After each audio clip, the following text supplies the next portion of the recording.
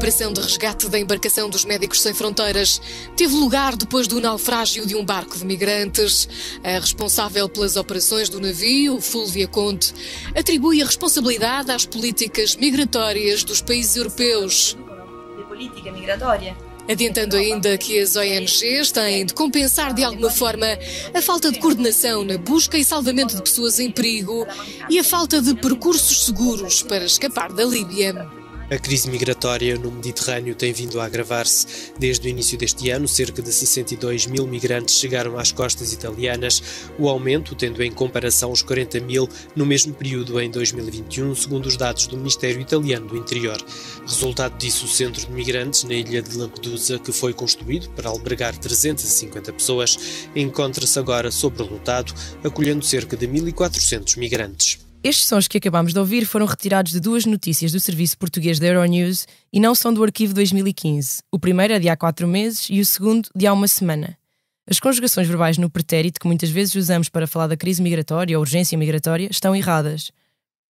O problema continua muito próximo dos nossos litorais, mas as pessoas que ajudam migrantes estão a ser alvo de vários processos judiciais. Raramente resultam em penas de prisão longas, mas são um fator de dissuasão dessas atividades. O ano começou com um julgamento muito importante nesta área da ajuda humanitária de migrantes na Europa, ou mais especificamente sobre a criminalização desta ajuda e das pessoas envolvidas em organizações que prestam esta ajuda. É um fenómeno que está a crescer, por isso é que a audiência da passada sexta-feira na ilha de Lesbos, na Grécia, se tornou tão significativa. Mais de 20 pessoas que trabalhavam para a organização Emergency Response Center International, que entretanto foi extinta, estiveram a ser julgadas por crimes bastante sérios, coisas como auxílio à migração legal, lavagem de dinheiro, espionagem, interferência com as frequências das rádios da polícia, várias coisas. O Expresso faz 50 anos. Celebre connosco e torne-se assinante em expresso.pt. O rosto mais conhecido deste caso é o de Sara Mardini, que é uma refugiada síria, agora residente na Alemanha. Em 2015, quando o número de chegadas à Europa parecia que todos os dias era maior que no dia anterior, ela e a sua irmã, que eram ambas exímias nadadoras que o pai treinou, arrastaram até terra firme, só mesmo com a força da braçada, um barco com 18 pessoas que tinha ficado sem motor logo no início da viagem. E até há um filme sobre isso, que é o The Swimmers, da Netflix, se quiserem ver, é muito bom. Em 2018, a Sara decidiu fazer trabalho voluntário e voltou à ilha de Lesbos como voluntária e foi presa e teve 100 dias numa prisão de alta segurança e até hoje não se percebe muito bem porquê. A ONU já pediu o arquivamento do processo, também a Amnistia Internacional e outras organizações humanitárias.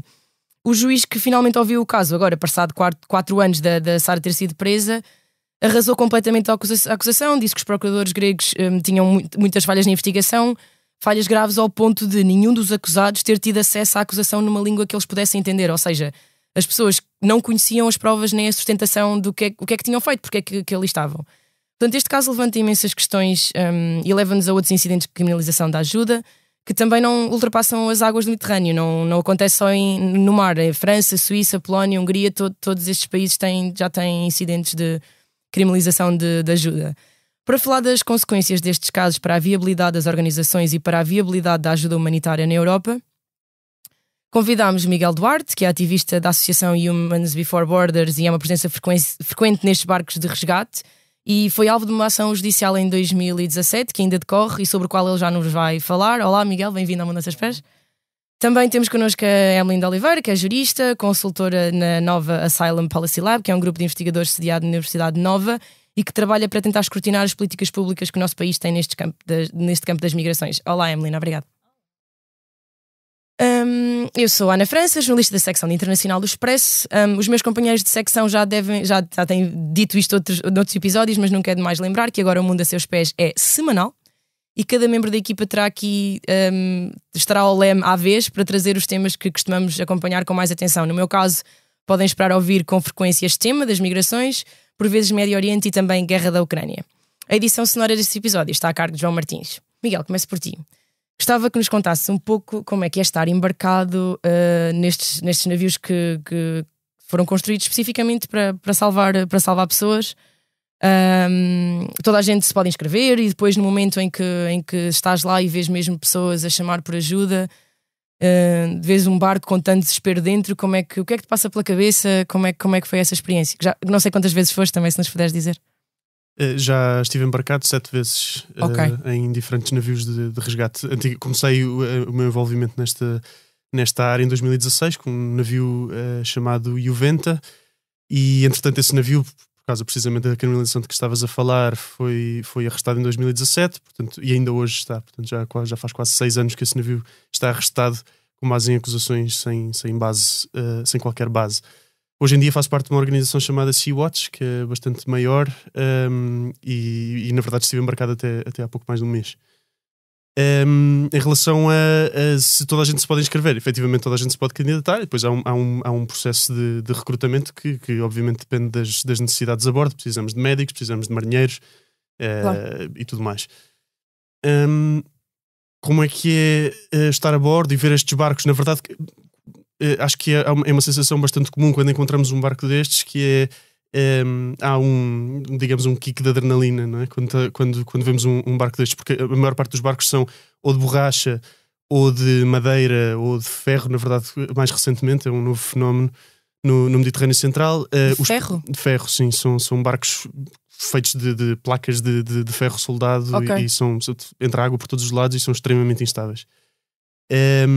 Tanto os de ferro como os de madeira são muito mal construídos e viram com muita facilidade, e os de borracha não viram, mas furam-se com muita facilidade. E portanto, na verdade, todas as pessoas que fazem isto há mais do que uma ou duas missões sabem que a diferença entre um barco com 100 pessoas em aparentes boas condições e 100 pessoas dentro da água são alguns segundos. Se tens um barco de borracha, qualquer coisa pode fazê-lo desintegrar-se, basicamente. 10 pessoas entram em pânico, ou então uma onda de lado, uma coisa assim. É muito fácil simplesmente estas pessoas caírem todas para dentro da água. Então daí a adrenalina, porque tu vês um barco deste e tu sabes que cada segundo conta. Não há absolutamente tempo a perder. O que eu sinto, e ao fim destas missões todas já tenho alguma experiência, mas isto não mudou em mim, é desde o momento em que vemos um destes barcos, ou que sabemos da existência de na vizinhança, até ao momento em que todas as pessoas estão a bordo no nosso convés, não há um músculo do corpo que relaxe, percebes? Precisamente por causa disso, porque infelizmente já vi demasiadas situações em que não resgatámos a tempo, não fomos rápidos o suficiente, ou não chegámos rápido o suficiente. Já tiveste a experiência de saberes que alguém, no processo de ir ter com eles, alguém tinha morrido, ou um barco tinha desaparecido, que estava lá no radar, e depois não estava, não é? Sim, exatamente, e até no processo de resgate, infelizmente já tivemos situações em que temos, se calhar, várias dezenas de pessoas dentro da água e simplesmente não conseguimos resgatar toda a gente.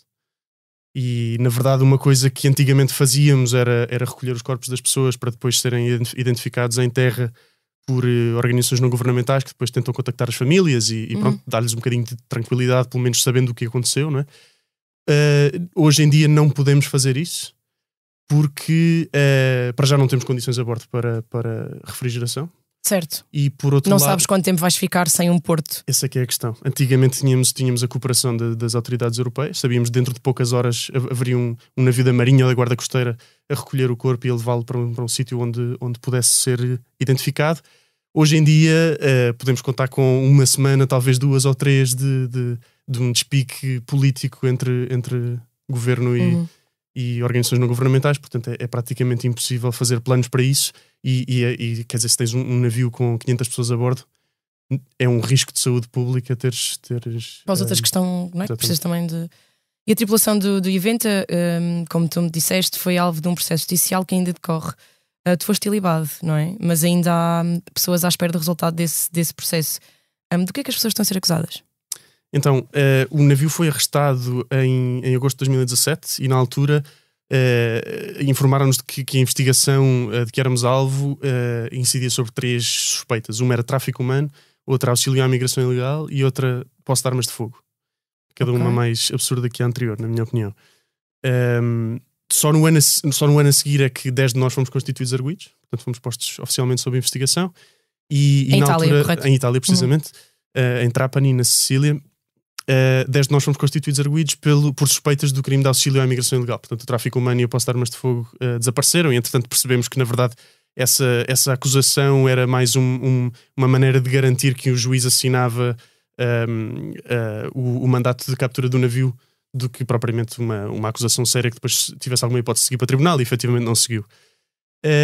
Mas ainda há pessoas que podem responder por alguma coisa ou não? Exatamente, ou seja, em 2021 a investigação foi terminada e dos 10, 6 pessoas foram ilibadas, eu incluído, mas 4 dos meus colegas foram acusados formalmente de auxílio à imigração ilegal e, portanto, na verdade, tecnicamente enfrentam a possibilidade de até 20 anos de prisão, segundo a lei italiana, e estão à espera, basicamente, de tantos em tantos meses. Há uma nova data marcada no tribunal.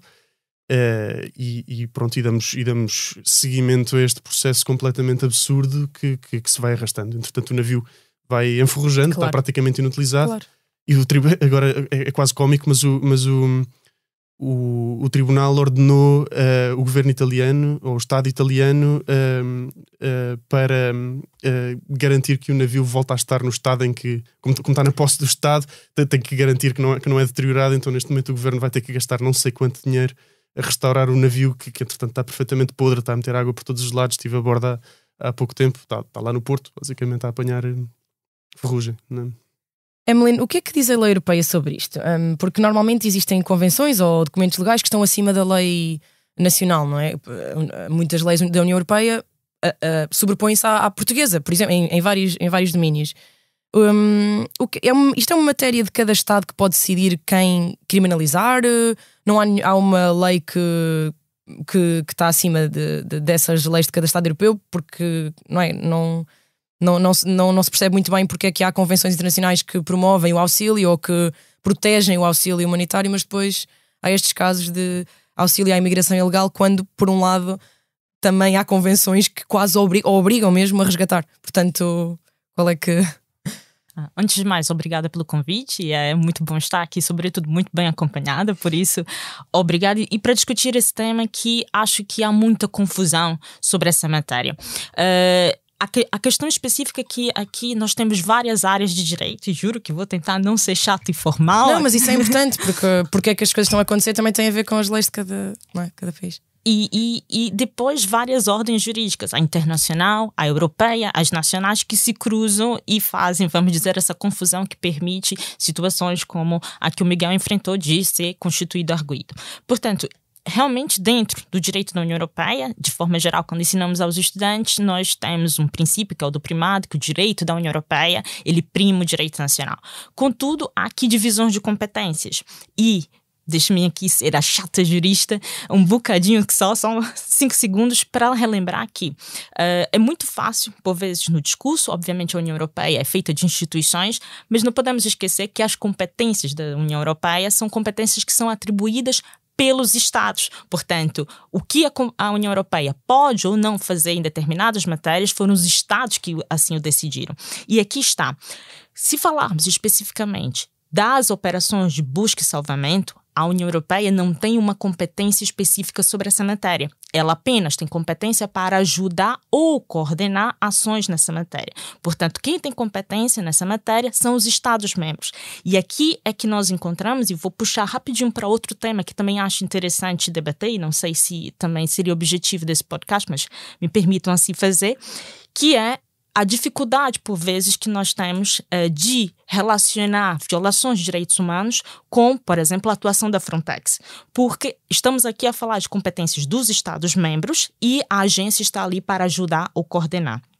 Outra situação é quando as pessoas participam nas buscas e salvamento e trazem essas pessoas, os tais náufragos, para o território. E aqui nós estamos diante de outra matéria, que é o tal auxílio à imigração ilegal, ou seja, trazer para o território de um Estado pessoas que não tenham previamente autorização para adentrar. E nesse campo, a União Europeia tem sim competência. E, inclusive, há uma diretiva, que é a diretiva conhecida como Diretiva Facilitação, que é facilitar a entrada de pessoas ou auxiliar a imigração ilegal. Sendo que aqui, novamente, 5 segundos de chatice jurídica, que é a diretiva, ela não é diretamente aplicável, pelo menos de forma geral. O que isso significa? Significa que a União Europeia, de forma geral, suas instituições criam essa legislação, e essa legislação deve ser transposta para o ordenamento jurídico nacional. Portanto, os estados, eles são obrigados a garantir os resultados das diretivas, mas como eles vão garantir esses resultados vai depender dos ordenamentos jurídicos nacionais. Portanto, em Portugal, nós temos o crime de auxílio à imigração ilegal, a Itália também tem, mas a forma como isso será aplicado... Ou o que é que constitui esse crime? De forma geral, a própria diretiva, ela explica a generalidade da ideia, portanto, auxiliar pessoas que não têm uma autorização para adentrar no território. Mas depois nós vamos aqui dar especificidades, detalhes, de acordo com os ordenamentos jurídicos nacionais. E voltamos de novo para essa limitação, vamos dizer, da atuação da União Europeia, mas que é uma limitação que, no caso do auxílio à imigração ilegal, eu prefiro usar o termo irregular, desculpa, por isso que estou indocumentado ou qualquer coisa assim. Exato. Sim. Porque as pessoas não são ilegais. Só para explicar, porque nós estamos sempre a falar destas matérias e a escrever e as pessoas não percebem porque é que não se diz ou não é o mais correto dizer imigração ilegal na medida em que as pessoas não são ilegais.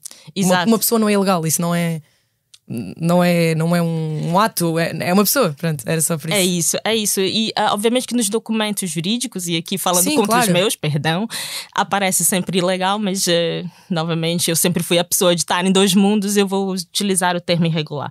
E aqui a grande questão é que o auxílio, ele é um crime pode ser criminalizado, os Estados-membros assim o entendem, o criminalizam. A questão é em que ponto qual foi a intenção desse auxílio. E o Miguel mencionou que na altura também havia, pelo menos foi levantada a ideia do crime de tráfico de seres humanos, portanto me permitam também fazer essa diferenciação porque há uma enorme confusão com relação a esses dois crimes. Enquanto o crime de tráfico humano, ele tem por objetivo ganhar ter alguma vantagem, por exemplo, a ONU diz, a lei da ONU, não é? Exatamente. Há aqui uma tentativa de eu vou traficar uma pessoa para fins de exploração sexual. Eu tenho o objetivo... para fazer dinheiro, ou porque me vão pagar, ou em qualquer coisa, em géneros, em exatamente. Órgãos, tráfico de órgãos, certo. Há sempre aqui um objetivo, e normalmente um objetivo econômico associado. O crime de auxílio à imigração ilegal, não, é literalmente a passagem, a facilitação da entrada. Sendo que a grande questão com relação às buscas, obviamente, e aqui não deixa também de ser mais uma opinião minha, porque há várias interpretações, os académicos até divergem bastante nessa matéria, é com relação a por um lado, e a Ana mencionou muito bem, uma obrigação, e aqui, ouçam, é uma obrigação de navios resgatarem pessoas que estejam em situação de risco, eu nunca lembro o nome em português, distress, help. Sim, dizer situação de emergência. Situação de emergência dentro do mar. Portanto, é uma obrigação. Isso nos leva a um outro ponto, que foi aquela atualização da lei logo agora, dia 4 ou 5 de janeiro, na Itália, que passou a obrigar que os navios que resgatem dentro do espaço marítimo italiano levem as pessoas o mais rápido possível para o território, sob pena de ter uma coima entre 10 mil e 50 mil euros. Mas aqui a grande questão volta a ser aquilo que o Miguel mencionava. Ora, o problema nunca foram das embarcações levarem as pessoas para o território, foram as respostas das entidades no território para permitirem que os navios pudessem atracar nos portos. Isso é para quê? É para evitar que vocês supostamente fiquem à espera de mais barcos para levar mais gente? Ok. Sim. Qual é o objetivo de teres que levar logo as pessoas? É para não... Se tiveres 5, tens que levar. Exato. Não podes, por exemplo, esperar... Ok. Encontrei o primeiro barco, eu tenho de sinalizar, certo, e levar logo. Se por acaso eu parar para resgatar outro barco, o Estado italiano se pode recusar a receber as pessoas. Aqui temos dois problemas, pelo menos que vejo para já jurídicos. O primeiro há uma obrigação internacional, e aqui vamos para a questão acima até da ideia do Estado italiano, uma vez que o próprio Estado italiano é parte dessa Convenção Internacional, claro, de apoio ao resgate no mar, em que o capitão ele é obrigado a suportar, apoiar aquelas pessoas que estão numa situação de distress, lá vou eu de novo para o inglês, que eu já esqueci o termo de novo, no mar. Portanto, há uma obrigação. O Estado italiano não pode dizer que o navio não pode apoiar essas pessoas. E depois, a questão de como é que eu mensuro se foi o mais rápido possível. Se houve uma demora da resposta, claro, se as condições marítimas não eram ideais. Se calhar tivemos que ficar no mesmo sítio à espera da passagem de uma tempestade ou... E nesse momento aparece outro barco, por exemplo, ou muito perto dali, depois aí, lá está, és obrigado na mesma a resgatar porque o barco está, não é, nas imediações, tu estás a ver as pessoas em situações de emergência. Eu por acaso queria pegar nisso e perguntar-vos aos dois de que forma é que esta criminalização está a prejudicar o auxílio em si, porque nós sabemos que as pessoas não podem ir, mas não têm ido 20 anos para a prisão por causa disto ainda. Mas em que é que se traduz esta criminalização? Porque lá está, estas pequenas leis, entre aspas, cujo efeito não é nada pequeno, estão a criar uma espécie de dissuasão, porque depois criam encargos económicos muito grandes para as associações, os barcos ficam arrestados, temos que os mandar arranjar, doca seca, sei lá, uma série de coisas. Como é que continua a haver barcos no mar, é verdade. Nós ainda há pouco ouvimos sons de um resgate há 10 dias, com imensos menores a bordo. Mas como é que vocês acham que já se pode medir se isto está a afetar ou não o número de barcos ou o número de pessoas que querem estar envolvidas nisto, ou está a criar um ambiente de medo? Miguel? Eu diria que há muitas formas de medir os efeitos negativos disto. É preciso não olhar para a criminalização como uma coisa, como uma medida isolada no tempo, não é? Faz parte de toda uma estratégia que está a ser implementada desde há muito tempo, de securitização das fronteiras e de criminalização não só do trabalho humanitário, mas da migração em si, não é? Portanto, tem sido o trabalho portanto, tanto a migração como os pedidos de asilo, como o trabalho humanitário que pretende ajudar as pessoas que sofrem portanto, a violência de fronteiras, tem sido continuamente dificultado. Agora, eu diria que, portanto, a criminalização especificamente neste contexto do resgate marítimo começou com o nosso caso, que foi em 2017. Desde então, todas as organizações que estavam lá em 2017 sofreram um tipo de acusação semelhante. Portanto, ou auxílio à imigração, ou tráfico humano, ou alguma coisa muito semelhante. Quer dizer, assim, em larga escala conseguimos dizer que os navios continuam lá, mas a verdade é que em 2018 e boa parte de 2019 praticamente não havia navios de resgate civil, não é? E o resultado é que esta fronteira, Mediterrâneo Central, que já era a fronteira mais mortífera do mundo, tem todos os anos uma taxa de mortalidade maior, não é?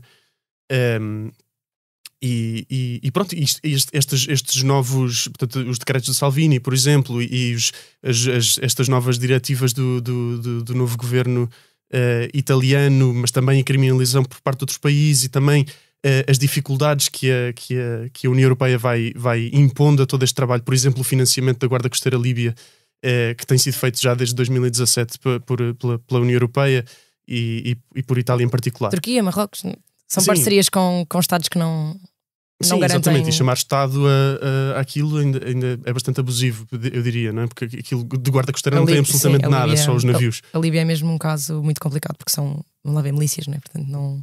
Pois, exatamente. E pronto, quer dizer, à medida que vamos que os Estados europeus vão tendo que ser mais criativos para cada vez dificultar mais a vida a estas pessoas, vamos vendo uma taxa de mortalidade cada vez maior. E vamos vendo. E quer dizer, e o resultado é muito semelhante a uma situação em que por exemplo, agora acabávamos com os bombeiros, não é?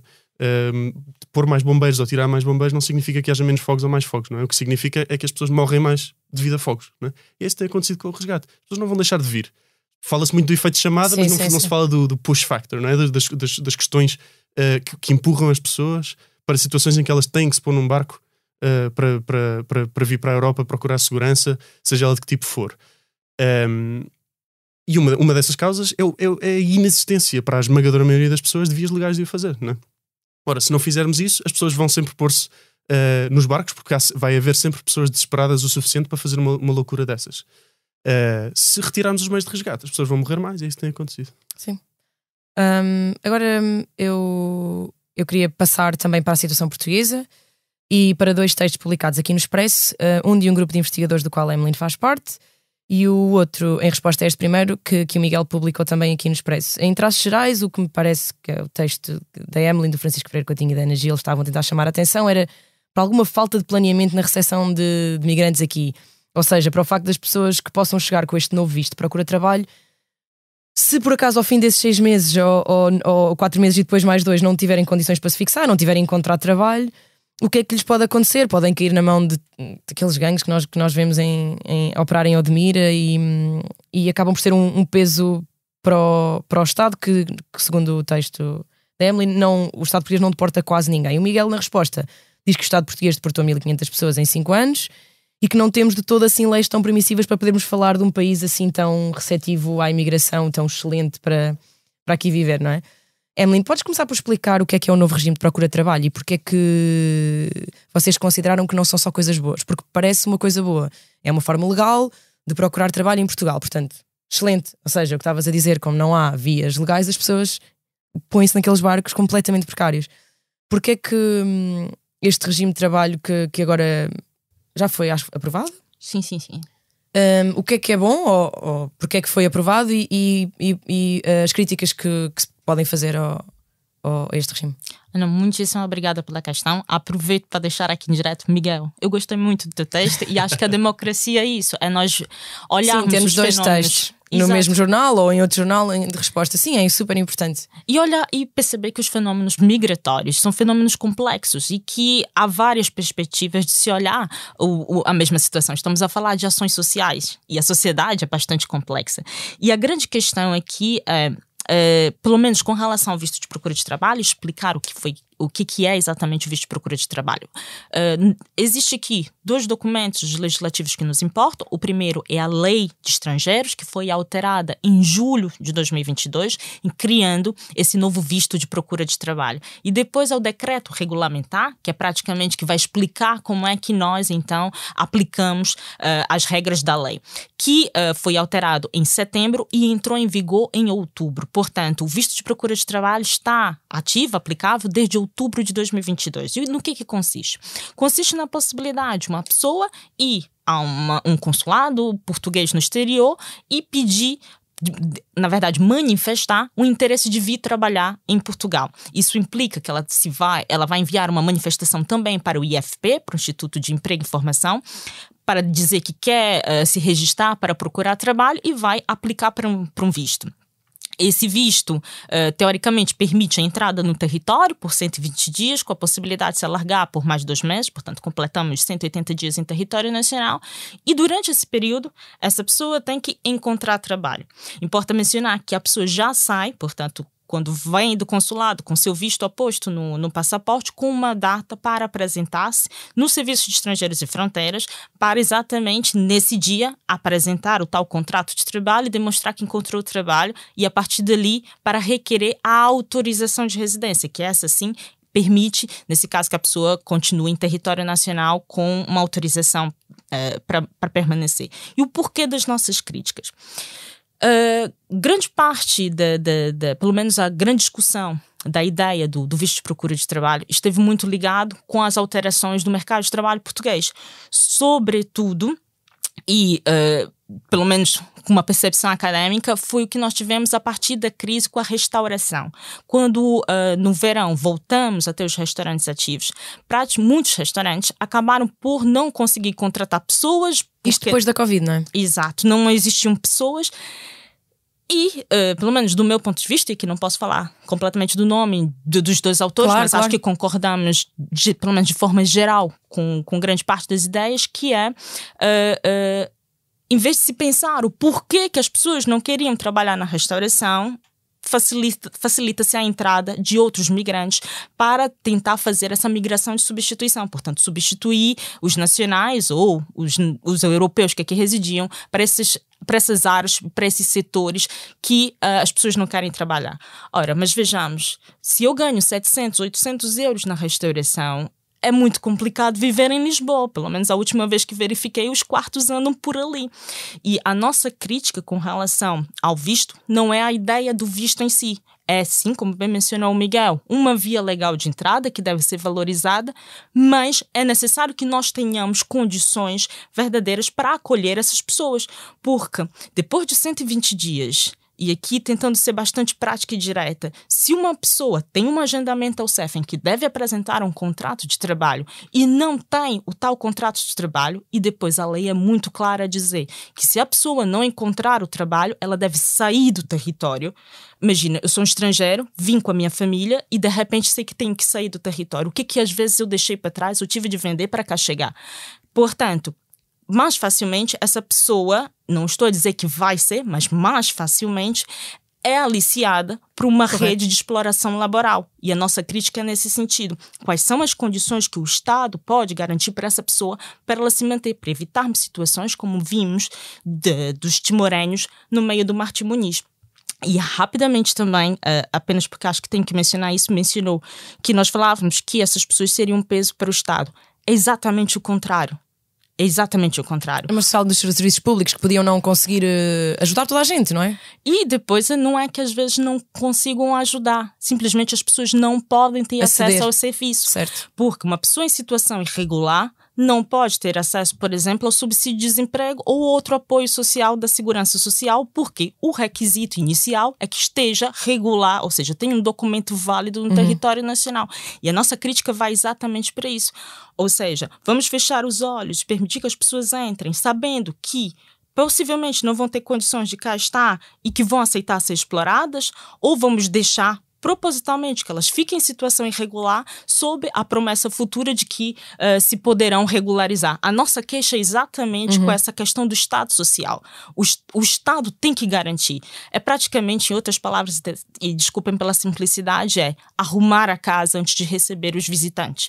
Portanto, e isso admito que já era uma queixa que eu fazia com relação às regularizações, e falo aqui de forma clara, eu não sou contra as regularizações.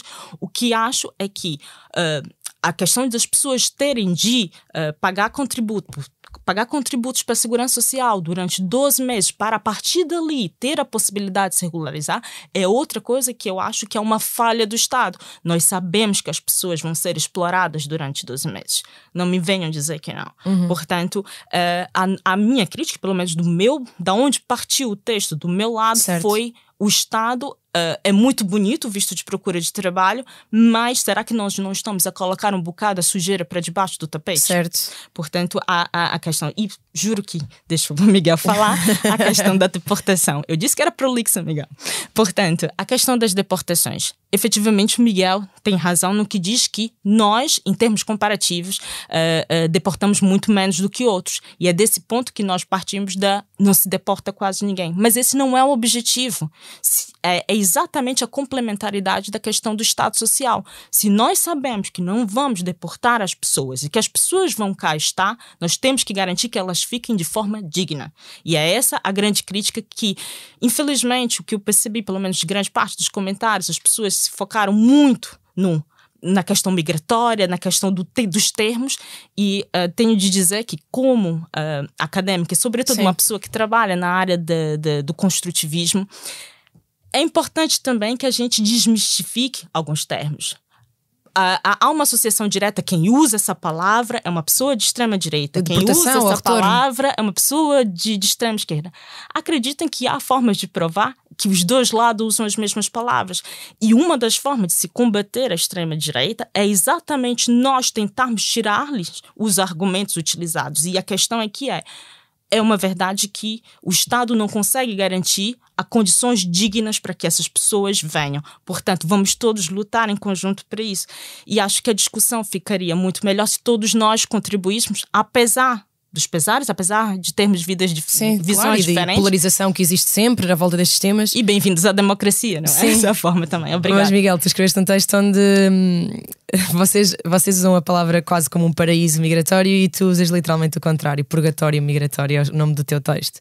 O que é que te levou a escrevê-lo? Porque é que achaste que era importante também haver um contraponto à opinião que eles expressaram, que Portugal de facto não é assim tão bom? Porque o primeiro parágrafo dá um bocado de entender que não deportamos quase ninguém, temos um sistema bastante convidativo e tu não és dessa opinião, pelo que eu percebi. É isso, na verdade eu não sou dessa opinião e quase ponho as mãos no fogo em como a Emily também não é.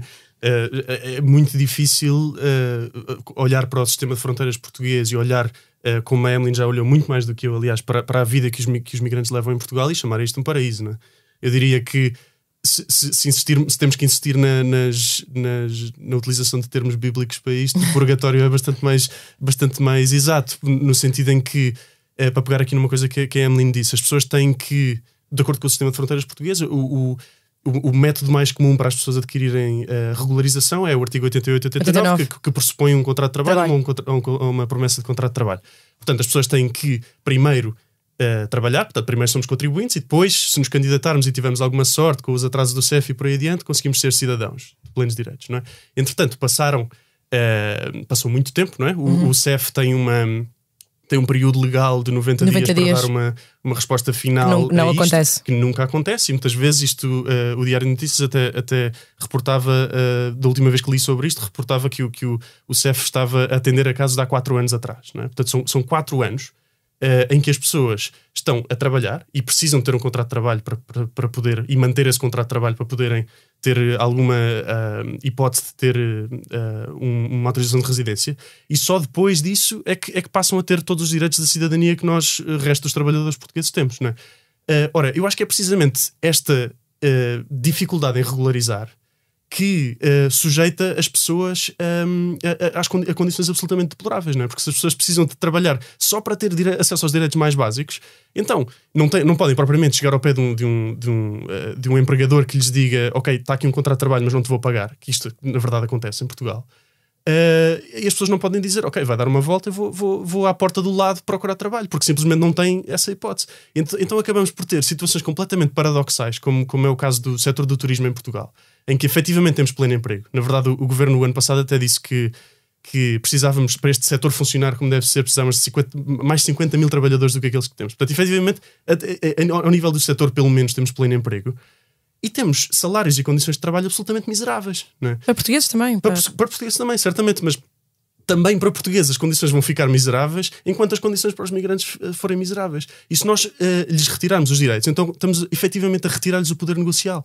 Portanto, se um migrante não pode recusar um trabalho porque precisa do contrato para se regularizar. Exatamente, para outro, então vai sempre sujeitar-se a quaisquer condições, e isso vai descer a sua probabilidade de ter condições de trabalho dignas, e vai descer as mesmas probabilidades para todos os portugueses. Portanto, até nós percebermos que os direitos dos migrantes são os direitos dos portugueses, não vamos a lado nenhum. E sobre aquela questão da extrema-direita que afloraste, Emily, também, Miguel, também era uma parte que tinhas alguma coisa a dizer do texto, e isto para mim é interessante porque nós devemos tentar prevenir esse potencial crescimento, nomeadamente através de políticas migratórias mais restritivas, porque a minha questão é, se nós vamos legislar só para tentar combater estes extremismos, onde é que paramos? Se nos vamos preocupar demasiado com a extrema-direita, isto é uma questão que eu tenho muito. Não, claro que há coisas que contribuem, tipo estas notícias da corrupção, obviamente que são temas em que eles apoiam migrações, salários altíssimos para governo, o que seja, mas para mim é muito interessante isso da migração, que é saber, como vocês dizem, que obviamente a extrema-direita vai apoiar-se nesta questão dos timorenses estarem no Martim Moniz, de haver imensas pessoas na rua, grupos de homens, essas coisas, nós já sabemos como é que funciona, mas temos de estar atentos a isso e tentar prevenir-nos com leis, ou simplesmente a extrema-direita vai existir e nós temos de ser mais tolerantes, não é? Não ser tolerantes com a intolerância só porque eles existem. E isto é uma questão que eu não acho fácil de explicar, nem sei se me estou a explicar. Não percebi. Por causa do vosso texto, em que vocês têm medo de um crescimento da extrema-direita, e o Miguel fala de que, se calhar, pronto, não é a vida, mas não é. A extrema-direita pode crescer ou não, recebendo nós muitos migrantes ou não, porque eles vão sempre usar a percepção que eles têm e não de facto os números que existem em Portugal. Portanto, basicamente a última pergunta seria mesmo: o que é que se faz para tentar receber bem, ou sermos tolerantes e ao mesmo tempo não deixar que a extrema-direita use as falhas do Estado, que obviamente vão existir, como não podemos receber pessoas porque podemos, não é? Posso, Miguel? Portanto, a grande questão aqui é: realmente nós não temos que legislar ou criar políticas voltadas para o combate da extrema-direita, mas também não podemos ignorá-la, porque ela existe e não podemos pelo menos do meu ponto de vista, facilitar. Obviamente a extrema-direita vai sempre trabalhar com percepções, isso é evidente, mas tem uma coisa que mexe muito mais com os nossos sentidos do que nós tentarmos passar pela Praça do Martim Muniz e ter várias pessoas. Eu acho que depois o discurso ganha uma força que se torna incontrolável. Portanto, efetivamente, nós sabemos qual é, de forma geral, a problemática. A problemática é que essas pessoas não têm o apoio social que deveriam ter. Portanto, temos que, então, fazer política e legislação voltada para isso e não simplesmente ignorar, a extrema-direita vai falar porque tem boca e assim vai utilizar a boca. Eu acho que a gente tem que construir porque isso é o Estado Social. O Estado Social que nós vivemos obriga o Estado a criar medidas sociais para os cidadãos. E quando nós não damos apoios sociais a essas pessoas e deixamos-las continuar numa praça, viver numa altura em que chovia, era quase um dilúvio em Lisboa, é literalmente dizer que essas pessoas não são cidadãs suficientes para receber o apoio social. E a crítica parte dali. Obviamente o texto era curto e a nossa intenção era alertar para que, se nós não queremos o crescimento da extrema-direita, também temos que retirar esses termos e, sobretudo, retirar o migrante como alvo das críticas da própria extrema-direita e deixá-los à mercê, além de ser um problema social, de política pública, de saúde pública, porque aquelas pessoas que casas de banho utilizavam, portanto, é uma questão mesmo até de saúde pública, também facilita o crescimento da extrema-direita no sentido de que olha como essas pessoas vivem. E aqui, apenas para resumir isso, eu lembro-me de pessoas que eu nunca ouvi falar sobre migração sequer, porque acho que eu sou a chata lá de casa e ninguém quer falar comigo, porque levo uma lição de moral, mas que de repente começaram a dizer, eu já tenho medo de jantar no Martim Muniz ou ir nas pizzarias, porque fico as pessoas ali afora, depois tenho que voltar para casa. Isso é a percepção, e foi desse ponto de perceber que pessoas que nunca se interessaram sequer pelo termo migração começaram a ter essa percepção negativa porque viam aquelas pessoas. E no fundo, essa última parte não. Nós não temos que trabalhar para a extrema-direita, mas também não podemos ignorar e nem facilitar que isso se torne um lema mais forte contra a própria imigração. Tu estás mais contra a imigração, esta casualidade, não é? A ligação entre a imigração e o crescimento da extrema-direita. Não vês isso assim tão... Sim, na verdade não existe certamente uma ligação clara entre as duas coisas. Não, claro. É só um dos temas que eles que agarram com mais facilidade. Claro, exatamente. Por exemplo, um caso bastante flagrante é a Itália tem sempre... Os governantes em Itália têm sempre a boca cheia com a migração e os migrantes, mas têm 10% de migração, pouco mais do que Portugal. E a Irlanda tem 17% de migrantes e a extrema-direita nem vê-la, não é? Portanto, na verdade não existe uma ligação direta. E eu acho que, na verdade, é preciso pôr o foco na resolução dos problemas das pessoas e não propriamente na questão da migração. Eu acho que a migração pode contribuir para um crescimento da extrema-direita se nós insistirmos em políticas que marginalizam as pessoas. O que eu defendo é igualdade de direitos. Se as pessoas estão cá, para quem está cá, tem que haver igualdade de direitos. Portanto, se as pessoas querem trabalhar, têm que ter acesso igual ao mercado de trabalho, têm que ter acesso igual ao Sistema Nacional de Saúde e por aí adiante. Porque todos queremos a mesma coisa, não é? Todos queremos uma vida digna para providenciar para nós e para os nossos, não é? E se providenciarmos isso, então vai deixar de haver pessoas sem abrigo no Martim Muniz, num país em que existe praticamente pleno emprego, não é? Porque as pessoas, se tiverem condições de procurar um trabalho digno, sem restrições aos seus direitos impostos diferentes pelo das que Estado, são para mim, sim, por exemplo. Precisamente. Claro. Vai deixar, se a lei deixar de tratar as pessoas de forma diferente com base na sua nacionalidade, também a extrema-direita vai perder o argumento, não é? Eu acho que é assim que se deve resolver o problema. E já estamos com um bocadinho mais tempo do que era suposto. Queria-vos pedir eu pedi-vos para trazerem um objeto cultural sobre o tema deste podcast. Emily, o que é que nos trouxeste? Eu trouxe um livro que, por acaso, até mencionava, Miguel, foi um dos livros que eu li de uma forma muito rápida e que gostei muito, que em boa verdade junta dois autores que para mim são muito caros, Hannah Arendt e George Agamben. Portanto, é o texto Nós, Refugiados e Para Lá dos Direitos do Homem. É um livro fino, para quem tem um bocado mais de preguiça na leitura, mas que é muito interessante porque vai tratar desde Hannah Arendt e portanto, do totalitarismo até os dias de hoje. Obrigada. Miguel? não trouxe o livro porque não conseguia encontrá-lo, mas certo. O que eu queria trazer, na verdade, como sugestão era As Vinhas da Ira, de John Steinbeck. Particularmente... Que é um grande livro. Exatamente. Esse eu já li. Não li Nós Refugiados, mas também está na lista. É um dos melhores livros que eu já li e acho que é importante, particularmente nos dias de hoje em dia, não é? Foi escrito há muito, muito tempo. Uma altura completamente diferente de leis de trabalho que nem havia, não é? Mas se o lermos à luz da chamada crise dos refugiados de hoje em dia, aquele livro tem muito, muito, muito a ensinar. Ok.